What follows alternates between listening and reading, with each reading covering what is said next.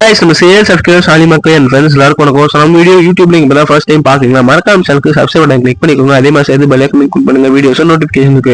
So நம்ம சேனல்ல as usual நம்ம சொன்ன மாதிரி லாஸ்ட் ஒரு 6-7 வீடியோஸாவே IPL and India South Africa T20 series தான் மாற்றி கவர் பண்ணுறோம். ஏன்னா ஐபிஎல் ஆக்ஷன் ஃபீவர் ஆல்ரெடி தொடங்கியாச்சு. December 16 டியூஸ்டே 2:30 இந்தியன் டைமுக்கு ஆக்ஷன் ஸ்டார்ட் ஆகும். ஸோ அதுக்கான பில்டப் அண்ட் ப்ரிப்பரேஷன்ஸ் எல்லாமே போயிட்டு இருக்கு. எல்லா டீமும் எவ்வளோ ப்ரிப்பேர் பண்ணிட்டு இருக்காங்க. அண்ட் நம்மளும் அதே மாதிரி எல்லா டீமோட ஆக்ஷன் ஸ்ட்ராட்டஜிஸ் அண்ட் பிளான்ஸ் என்னன்னு கவர் பண்ணுவோம். ஏன்னா 10 டீம்.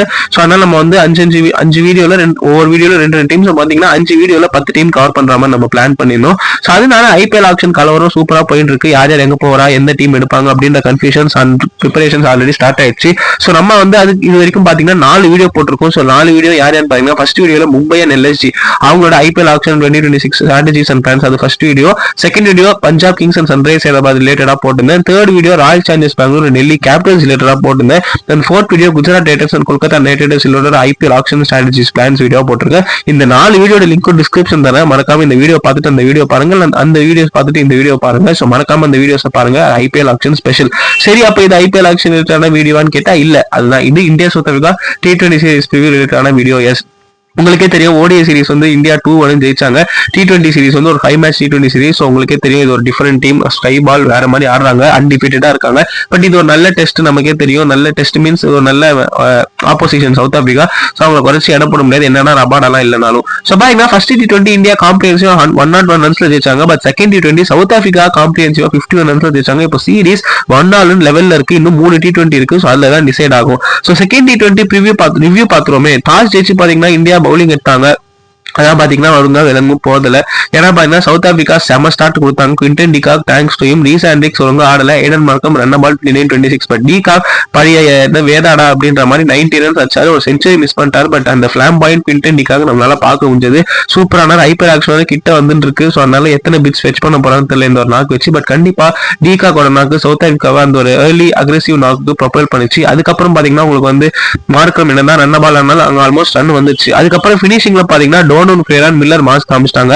பும்ராவை அஷ்தீப் போட்டு சொருகிட்டாங்க. இந்தியன் பவுலர்ஸ்க்கு க்ளூவே கிடையாது. ஏன்னா டோனன் ஃபேரா எண்டில் ஒரு 30 runs not out, Miller 20 runs not out. அங்கே சிப் இன் பண்ணி ஓவரால் சவுத் ஆப்பிரிக்கா 212 for 4 அடிச்சாங்க. முல்லன் புல்ல இது ஒரு சம ஸ்கோர்.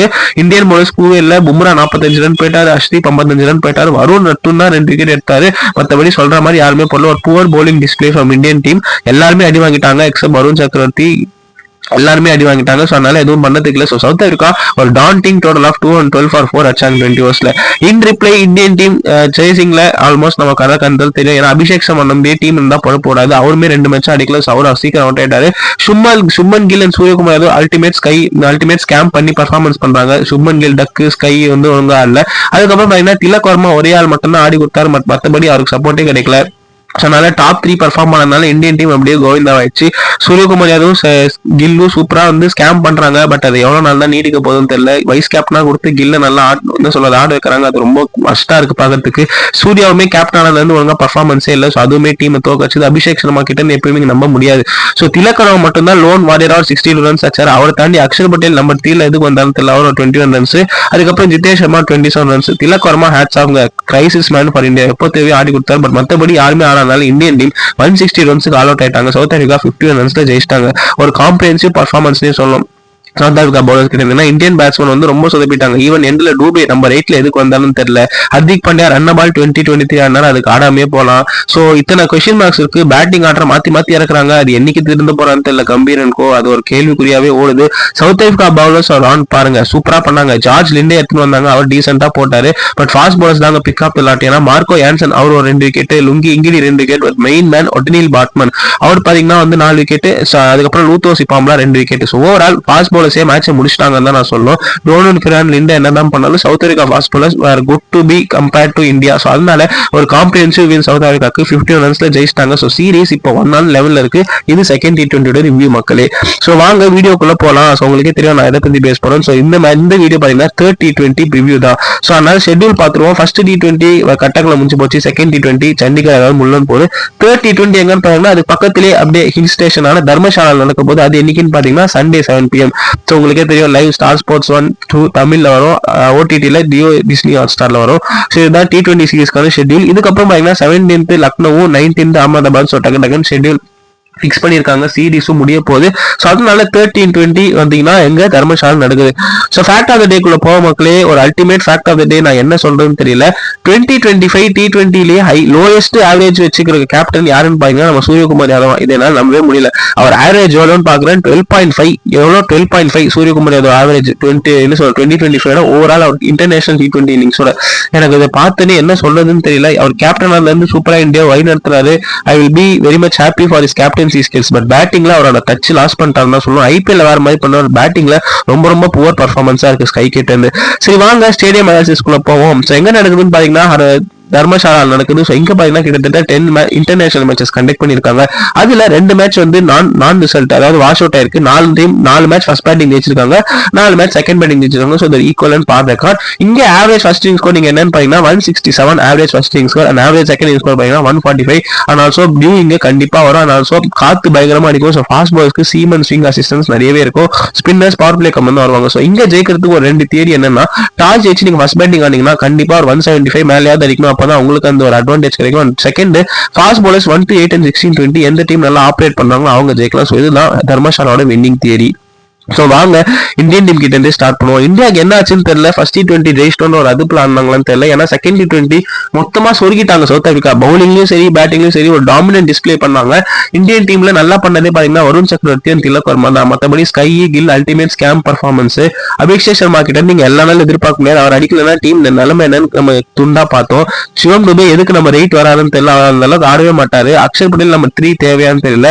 ஜிதேஷ் சர்மா அவ்வளவு கீழே வராது. சஞ்சு சாம்சன் என்னன்னு தெரியல. ஸோ இவ்வளவு கேள்விக்குரிய இந்தியன் டீம் 13 நுழையிறாங்க. ஸோ இந்தியாவோட ப்ராபபிள் பிளேயிங் வந்து எப்படி இருக்கும்னு பாத்தீங்கன்னா, திரும்பி சுப்மன் கில் தான் ஆட வைப்பாங்க. நானா இருந்தா சாம்சன் ஆட வைப்பேன். இவங்க என்ன பண்ணாங்க தெரியல. கில், அபிஷேக் சர்மா ஓப்பனிங், சூர்யா 3, திலக் 4, அதுக்கப்புறம் நம்பர் 5 தயவு செஞ்சு டூபே இருக்குங்க, நம்பர் 6 பாண்டியா இருக்குங்க, நம்பர் 7 அக்ஷர், நம்பர் 8 ஜிதேஷ், அந்த மாதிரி மாத்தியா இருக்குங்க. இந்த ஆர்டர் தான் பெஸ்ட் பேட்டிங் ஆர்டர் நான் சொல்வேன். நம்பர் 9 பாத்தீங்கன்னா அஷ்தீப் சிங், நம்பர் 10 வருண் சக்கரவர்த்தி, நம்பர் 11 பும்ரா. ஒரு மேட்ச் அடி வாங்கிட்டா அஷ்தீப் பாலா ராணா கொண்டு வந்தீங்க, அது அப்சல்யூட் முட்டாள்தனம். அதே மாதிரி பாத்தீங்கன்னா குல்தீப் யாதவ் இங்க எங்கேயா ஃபிட் இன் பண்ண முடியும்னா அது அக்ஷர் பாலா தான் பண்ண முடியும். பட் வருவாரான்னு தெரியல. எனக்கு பர்சனலா கேட்டீங்கன்னா அக்ஷருக்கு பதிலா குல்தீப்பும் சாம்சன், கில்லுக்கு பதிலா சாம்சன் சொல்லுவேன். பட் கம்பீர் அதை பண்றான்னு தெரியல. பட் ப்ராபப்ளி இந்த இந்தியன் டீமோட பிளேயிங் இருக்கும். ஸோ பேட்டிங்ல இருந்து ஸ்டார்ட் பண்ணுவோம். அபிஷேக் சர்மா கிட்ட இருந்து நீங்க என்ன எதிர்பார்ப்பீங்க? ஒரு ஃபிளாம் பாயிண்ட் இன்னிங்ஸ்ல ஒரு பீக் 30-40. பட் அது கிடைக்கலன்னா இந்தியன் டீம் எவ்வளவு மாட்டிக்கிறாங்கன்னு இந்த ஃபர்ஸ்ட் T20 புரியுது. எல்லா மேட்சும் நீங்க அவர்கிட்ட எக்ஸ்பெக்ட் பண்ண முடியாதுங்க. பட் அவர் type of player Virender Sehwag மாதிரி தான். அடிச்சா நல்லா அடிப்பாரு, இல்லன்னா டக்குன்னு அவுட் ஆயிடுவாரு. அபிஷேக் சர்மா சொன்னீங்க அவர்கிட்ட இருந்து ரொம்ப எக்ஸ்பெக்ட் பண்ணுவாரு. பட் நல்லா நாக் வந்ததுன்னா அது அவரோட good day. But Shubman Gill கிட்ட நான் என்ன சொல்றேன்னு தெரியல. Very very very very poor performance இந்த 2025 இருந்து. இது வரைக்கும் ஒரு 50 கூட அடிக்கல, 10 இன்னிங்ஸ் மேல அடிக்கல T20ல. என்ன சொல்றேன்னு தெரியல. அங்க பாவம் ருத்ராஜ் கேக்வாட், யசஸ்வி ஜெய்ஸ்வால், ஈவன் பெஞ்ச்ல சஞ்சு சாம்சன் இருக்கா. நீங்க அவரெல்லாம் அடக்காம இவர் எவ்வளவுதான் பேட் பண்ணுவீங்கன்னு தெரியல. வைஸ் கேப்டன்சி எல்லாம் ரொம்ப மோசம். சுத்தமா பேட்டிங்ல ஒண்ணுமே இல்ல. அவர் இந்த மேட்ச் அடிக்கலன்னா தயவு செஞ்சு கண்ணை மூடி தூக்கிடுங்க. இதுக்கு மேல டீம் பெனிஃபிட்டுக்கு தான் பார்க்கணும். கில்லு சுத்தமா மோசமா இருக்காரு. அவர் T20ல டூ அடை. ஜெய்ஸ்வால் ஏன்னா ரித்துலாம் இருக்காங்க. ஸோ பாக்கலாம். நெக்ஸ்ட் பாத்தீங்கன்னா சூரியகுமார் அதுக்கு அதுதான் சொல்லுவேன். நீங்க என்னதான் கேப்டன் இருந்தாலும் டீம் நல்லா வழி நடத்தினாலும் பேட்டிங்ல உங்களுக்கு பெர்ஃபார்மன்ஸே இல்லையே. நம்பர் 3ல வந்து அவர் அந்த மாதிரி ஆட்டத்துக்கு நம்பர் 4 வரலாம், நம்பர் 5 வரலாம். அதையே சூர்யா யோசிக்க மாட்டான்னு தெரிய மாட்டேங்குது.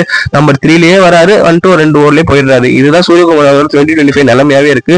அவரும் கில்லு மாதிரி ஒரு 50 கூட அடிக்கலாம் இந்த T20 ஸோ அதனால சூரியகுமார் யாதவ் கிட்ட இருந்து ஏதாவது பர்ஃபார்மன்ஸ் வரணுங்க. நீங்க இவங்க 2 பேர் தான் கேப்டன் வைஸ் கேப்டனா பர்ஃபார்மன்ஸே இல்லாம எப்படி எல்லாம் பண்ண முடியும் எனக்கு புரியல. திலக் வர்மா மட்டுமே ஒரே ஆளா கப்பல் வழி நடத்துறாரு. அதாவது அவர் மட்டும் தான் நல்லா பண்றாரு. அவர் 20-30 60 அடிக்கிறாரு. மற்றபடி கான்ட்ரிபியூஷனே கிடையாது. ஸோ சூரியகுமார் யாதவ் கில் அடிக்கலன்னா ஏதாவது சீரியஸ் டிசிஷன் எடுக்கணும் இந்தியன் டீம். ஏன்னா இந்த சீரீஸ் கை விட்டு போகுது. T20 வேற வரப்போகுது. ஸோ திலக் வர்மா நாக்கு ரொம்ப இம்பார்ட்டன்ட் T20ல. ஸ்கை ஃபார்முக்கு வந்தே ஆகணும். நெக்ஸ்ட் விக்கெட் கீப்பிங்ல பாத்தீங்கன்னா பாவங்க சஞ்சு சாம்சன் கிட்டத்தட்ட 2 to 3 செஞ்சுரி அடிச்சாரு 2024 டிசம்பருக்குள்ளேயே. அதுக்கப்புறம் அவர் கில் வந்ததுல இருந்து அவள் தான் ஓவர் ஷேடோ பண்ணிட்டாங்க. கில் ஆட வைக்கிறாங்க. அவர் என்ன பர்ஃபார்மன்ஸ் பண்றாரு சுப்மன் கில் எனக்கு சொல்லுங்க. IPL தவிர ஒண்ணுமே கிடையாது. சஞ்சு சாம்சன் உங்களுக்கு ஒரு கீப்பர் ஆப்ஷனும் தராரு. டாப் ஆஃப் த ஆர்டர் நீங்க ஆட வைக்கலாம். பாவங்க அவர் ஜிதேஷ் சர்மா நான் குறை சொல்ல மாட்டேன். அவர் கிடைக்கிற சான்சஸ் நல்லா யூஸ் பண்றாரு. ஒரு 27, 30, 15 அவரோட நம்பர் 6 சொல்லலாம். அவரால் முடிஞ்ச அளவுக்கு அவர் கண்டுபிடி பண்ணார். பட் இன்னும் I expect more from Jitesh. Keeping இப்போ நல்லா பண்றாரு. ஸோ ஜிதேஷ் பிரச்சனை இல்லை. பட் சாம்சன் ரொம்ப கஷ்டமா இருக்கு நிலைமையில பாக்கிறதுக்கு. நெக்ஸ்ட் பாத்தீங்கன்னா ஆல்ரவுண்டர். ஸோ இவங்க தான் T20 கீ ஃபேக்டர் பிளே பண்ணுவாங்க. நான் நம்பர் சிவம் டுபே ஒன்னு சொல்றேன். அவர் ஒரு பேட்டிங் ஆல்ரவுண்டர், பவுலிங் ஆல்ரவுண்டர் கிடையாது. அவரை போய் நம்ம ரைட்லயே அங்க இறக்குவீங்க. எனக்கு என்ன ஸ்ட்ராட்டஜி பண்றானே புரிய மாட்டேன். கௌதம் கம்பீர் வண்டியா திட்டணும்னு தோணுது. நம்ம ரைட்ல ஆடக்கூடிய பிளேயரே கிடையாது. அவர் நம்பர் 4, 5, 6 அதுக்கு மேலே நீங்க அவர் ஆட வைக்கவே கூடாது. அதுக்கு டூபேக் பல்ல ஒரு ஆவுட்டர் ஹர்ஷித் ஆட்டு போலாம். என்ன ஸ்ட்ராட்டஜின்னு புரியல. ஸோ டூபே நம்பர் 4, 5, 6 ஆடணும் நான் சஜஸ்ட் பண்றேன். அக்ஷர் பட்டேல் பேங்க் உங்களுக்கு தெரியும் 4 ஓவர் 30 இல்ல 25 ஒரு விக்கெட் எடுத்துருவார். பேட்டிங்ல நீங்க அவர் எந்த பொசிஷன் அனுப்பினாலும் அவர் கண்டிப்பா 20-25 அடிப்பார். பட் ஹர்திக் பாண்டியா எனக்கு என்னவோ தெரியல, அவருமே கிட்டத்தட்ட லாஸ்ட் 10 இன்னிங்ஸ்ல 3 இன்னிங்ஸ் தான் நல்லா பண்ணிருக்காரு. பவுலிங்லயும் கொஞ்சம் அடி வாங்குறாரு. பாண்டியா பேட்டுக்கு வர பிட்ச் நல்லா பண்ணார், பட் கொஞ்சம் கஷ்டமான பிட்ச்ல சொதப்படுறாரு. ஸோ பாண்டியா கொஞ்சம் இம்ப்ரூவ் பண்ணுவார் பர்ஃபார்மன்ஸ். ஏன்னா வேர்ல்ட் கப் வருது, 30-20 வந்து ஜெயிக்கணும். ஸோ அதனால என்ன பண்ணாங்கன்னு தெரியல. நெக்ஸ்ட் பாத்தீங்கன்னா ஃபாஸ்ட் பாலர்ஸ் பக்கம் போவோம். அஷித் ராணா கண்டிப்பா பெஞ்ச் தான். இல்ல அஷ்தீப் சிங் 60 ரன் குத்துட்டான், என் பையன் அஷித் ராணாவெல்லாம் கொடுக்க மாட்டான், பேட்டிங் அடிப்பான்னு நினைச்சா கம்பீர் 13 டைரக்டா ஆட வைப்பாரு. எனக்கு தெரியல, பட் நானா இருந்தா அஷித் ராணா பெஞ்ச் தான் பண்ணுவேன். அஷ்தீப் சிங் நீங்க ஒரு மேட்ச் எல்லாம் ஜட்ஜ் பண்ண முடியாது. இந்தியாவோட ஹையஸ்ட் லீடிங் கேட்டிக்கே T20s அவர் தான் சகலுக்கு அப்புறம். ஸோ அதனால நீங்க அவர் எடுத்து பெஞ்ச் எல்லாம் பண்ணக்கூடாது. ஒரு மேட்ச் அடி வாங்க okay it's fine, but Dharamsala கண்டிப்பா பால் மூவ் ஆகும். Bumrah it's one bad day எதுவுமே சொல்ல முடியாது. ஏன்னா ஒரு நாள் எல்லாருமே அடி வாங்க தான் செய்வாங்க. சொந்த மாதிரி தான் பும்ராக்கும் அஷ்தீப்பும் 45-50 ரன்ஸ் போனாங்க. Okay they will give a good comeback. So 30-20 நல்லா போடணும். ஏன்னா ஒண்ணு நீங்க தெரிஞ்சுக்கலாம், அஷ்தீப் பும்ராவே டீம்ல அடி வாங்கிட்டு அவ்வளவுதான் ஈஸியா 200 ரன்ஸ் போயிடும். இது வந்து நீங்க தென்னந்தெளிவா பார்க்கலாம். இவங்க 2 பேரும் டேட் ஓவர்ஸ் ரொம்ப இம்பார்ட்டன்ட் 30-20ல. Next last but not least spinners பக்கம் போவோம். Varun Chakravarthy I feel sad for Kuldeep Yadav. ஏன்னா அவருக்கு இந்த பிட்ச் எல்லாம் நல்ல சூட்டபிள் பின்னிஷ் தான், பட் யாருக்கு போல வருவாரு அதுதான் கஷ்டமா இருக்கு. டீமோட புது பும்ரானா வருண் சக்கரவர்த்தி தான் ஸ்பின் டிபார்ட்மெண்ட்ல. ஏன்னா அவரை பிக் பண்ணது ரொம்ப கஷ்டப்படுறாங்க. அவருமே இப்ப அடுத்து வந்து பும்ராவா ஃபார்ம் ஆறாரு. சூப்பரா போய வருண் சக்கரவர்த்தி. இந்த பிக் ஆஃப் த பவுலர்ஸ் அவர் தான் 2 T20 இருக்காரு. Economy under 8 match on match ஒரு விக்கெட் எடுத்தார். ஸோ வருண் சக்கரவர்த்தி என்னைக்கோ ஒன்னா ரெடி வாங்கலாம், பட் அவருக்கு அது பர்ஃபார்மன்ஸ் சூப்பரா இருக்கு. But Kuldeep Yadav in tandem வந்தா டெட்லியா தெரியும், பட் யாருக்கு பல்லா வருவார் அதுதான் கேள்விக்குறி. வந்தா அக்ஷர் பல்லா தான் வரணும், இல்ல டூபே பல்லா வரணும். பாப்போம் 30-20 நான் அவர் ஆடணும்னு எதிர்பார்க்கிறேன். இதெல்லாம் தாண்டி பெஞ்சில் ஒருத்தர் இருக்காரு வாஷிங்டன் சுந்தரன். அவர் ஆஸ்திரேலியாவில் பாத்தீங்கன்னா நம்பர் 5 or 6 வந்து 50 போட்டாரு, பவுலிங்கும் 2 விக்கெட் எடுத்தாரு. அவர் எங்கனே ஆல் அட்ரஸ் காணும், அவர் வந்து பெஞ்ச் பண்றாங்க. இத்தனைக்கும் நிதிஷ்குமார் ரெட்டி ரிங்கு சிங் பதிலா எடுத்தாங்க, பட் அவருக்கு ஒரு பர்ஃபார்மன்ஸே கிடைக்கல, ஆப்பர்ச்சுனிட்டியும் கிடைக்கல. அவர் என்ன பண்றாருன்னு தெரியல. அவர் ஆட வச்சாலும் நீங்க டூபே அக்ஷர் பல்லா ஆகணும். ஏன்னா இதுக்கப்புறம் உங்களுக்கு எக்ஸ்பெரிமெண்ட் பண்றது டைம் கிடையாது. T20 world cup just around the corner 1.5 months தான். தெரியல. சாதாரண மக்கள் இந்தியன் டீம் பத்தி பேசியாச்சு. So next South Africa team பத்தி பாவோம். சவுத் ஆப்பிரிக்கா பாத்தீங்கன்னா ஃபர்ஸ்ட் இன்னிங்ல எவ்வளவு எக்ஸ்பெக்ட் கொடுத்தனும் செகண்ட் T20 அவ்வளோக்கு அவ்வளோ கன்ஃபார்மா தோத்துருவாங்க. அந்த அளவுக்கு பர்ஃபார்மன்ஸ்ல இருந்தா கொஞ்சம் டவுன் பண்ணி பேசினேன், பட் சூப்பரா எனக்கு ஆப்போசிட்டா பண்ணி ஜெயிச்சிட்டாங்க. Hats off to South Africa. அவங்க கிட்ட இந்த திறமை இருக்கு, நான் எப்போ சொல்றேன். அவங்க கரெக்டா யூட்டிலைஸ் பண்ணாங்கன்னா கண்டிப்பா ஜெயிக்கலாம். So south Africa well plate second T20. Third T20 அதே கான்பிடன்ஸோட போவாங்க. ஏன்னா வின்னிங் இதுல இருந்து வராங்க மொமெண்டம். ஸோ அது கண்டிப்பா உங்களுக்கு இருக்கும்.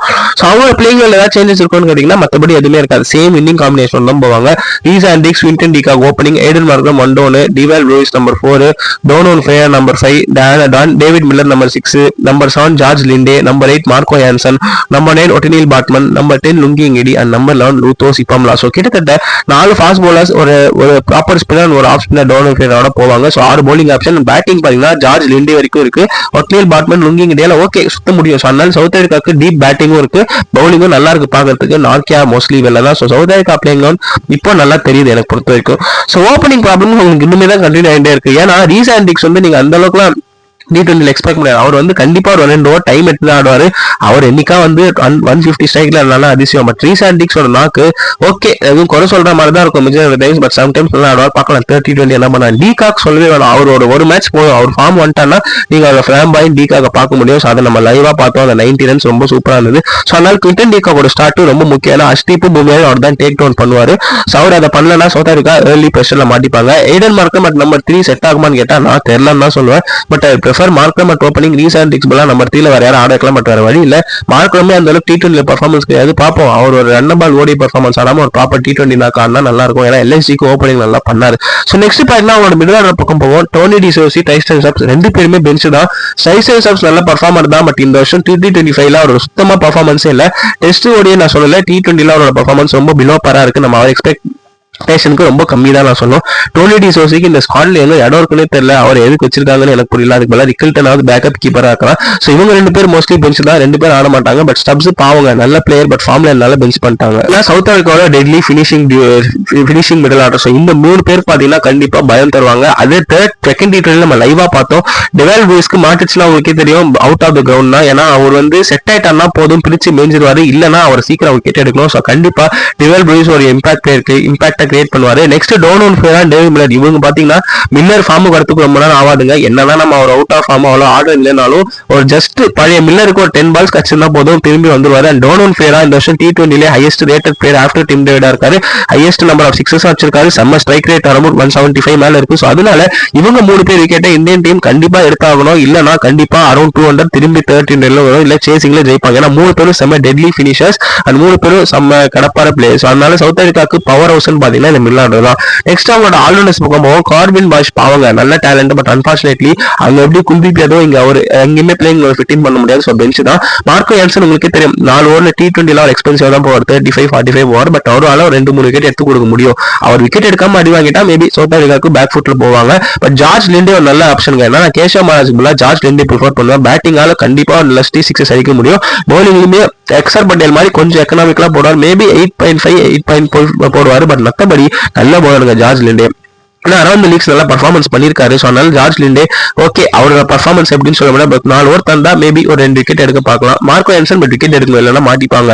நெக்ஸ்ட் பாத்தீங்கன்னா அவங்க ஃபாஸ்ட் பால்ஸ் பக்கம் போவோம். குவேனா மஃபாக்கா இன்னும் எக்ஸ்பீரியன்ஸ் கிடையாது T20 செட்டப்ல, இன்னும் எக்ஸ்பீரியன்ஸ் தான் இருக்கா. இந்தியன் பிச்சர்ஸ் அவருக்கு இன்னும் பழகும். ஸோ அதனால அவர் பெஞ்ச் தான். பட் ஒட்டினில் பேட்மேன் நான் எக்ஸ்பெக்ட் பண்ணலங்க, சத்தியமா நான் எக்ஸ்பெக்ட் பண்ணல. 4 விக்கெட்ஸ் எடுப்பான்னு நான் எக்ஸ்பெக்ட் பண்ணல. ஓகே ஒரு 2 விக்கெட் எடுப்பான்னு நினைச்சேன். பட் சூப்பரா போட்டாரு. அந்த பேக் ஆஃப் த ஹேண்ட் அந்த ஸ்லோயர் ஒன் ஆஃப் கட்டும் நல்லா யூஸ் பண்ணாரு. இந்தியன் டீம் அதை பிக் பண்ண முடியாம தான் கஷ்டப்பட்டாங்க. ஸோ சூப்பரா போட்டு ஒரு 4 விக்கெட்ஸ் எடுத்தார். ஸோ அதே பர்ஃபார்மன்ஸ் T20 அட்லீஸ்ட் ஒரு 2 விக்கெட் எடுத்தாலுமே South Africa will be happy. And Lungi இங்கிடிங்க அவர் ஒரு அன்டிசர்வ்டு ஹீரோங்க. ஏன்னா சவுத் ஆப்பிரிக்காவுக்கு அவர் அவ்வளவா பண்ண கான்ட்ரிபியூஷன் நிறைய இருக்கு, பட் தெரிய மாட்டேங்குது. நல்ல பிளேயர், ரபாடா ஈக்குவலா பண்ணுவார். ஸோ அதனால இங்கிடியும் நான் சொல்லுவேன். நெக்ஸ்ட் பாத்தீங்கன்னா லூத்தோ சிப்பாம்லா ஆண்டிக் நர்க்கா இப்பதான் இன்சூரில இருந்து வந்திருக்காரு. ஸோ அதனால டைம் ஆகும் ரிகவரி ஆகிறதுக்கு. பட் லூத்தோ சிப்பாம்லா அந்த யங்ஸ்டர் சூப்பரா போறாங்க. அவருமே சிமிலர் டு ஒட்டினில் பேட்மேன் தான்.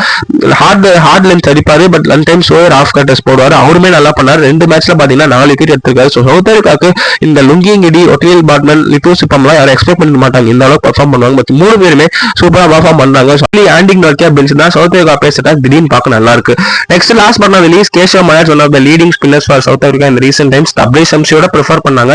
பட் T20 இன்னும் மகாராஜ் ப்ரூவ் பண்ணல. ஓப்பனா சொல்ல போனா இன்னும் ப்ரூவ் பண்ணல. அவர் ஒரு எக்கனாமிக்கல் பவுலர் தான், விக்கெட் டேக்கிங் பவுலர் கிடையாது. மேபி அவர் வச்சு கண்டெயின் பண்ணலாமே தவிர விக்கெட் டேக்கிங் ஆப்ஷனா பார்க்க முடியாது. ஸோ அதனாலதான் அவருக்கு போல ஜார்ஜ் லிண்டா எடுத்துட்டு வந்திருக்காங்க. அவர் பேட்டிங் ஆடுவாரு, அதே மாதிரி நல்லா லூப் கொடுப்பாரு, நல்லா போடுவாரு. ஸோ அதனால கேஷவ் மகாராஜ் பெஞ்ச் பண்ணிட்டாங்க.